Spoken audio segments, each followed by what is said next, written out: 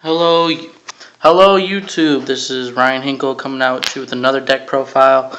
After all the comments that were left on this deck profile, I decided to rebuild it with some help from a couple friends of mine and fellow YouTubers. I rebuilt my Vylon deck.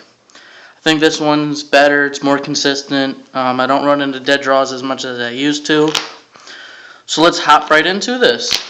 Alright, for my Vylon monsters, you guys are probably going to wonder why the hell I'm running these. But I run one copy of each of the unions. Playtesting actually showed that they're very useful for Epsilon to use his effect.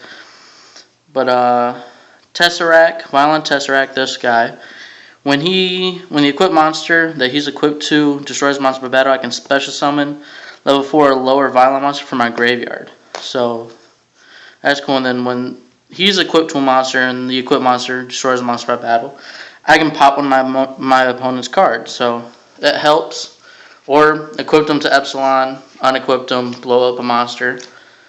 One Hept. He's Hept. He's a level 4 non-tuner. He works. For the tuners, I run 2 Spheres, 2 Tetras, 1 Stella, 1, 2, 3 Cubes. He's good when you use them for Synchro Summon of a Light Monster. 1, 2, 3 Prismas. That's it for the tuners of my Vylon deck.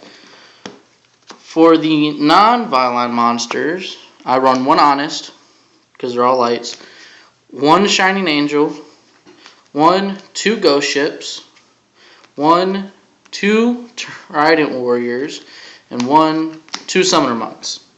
Summoner Monk is broken as hell in his deck.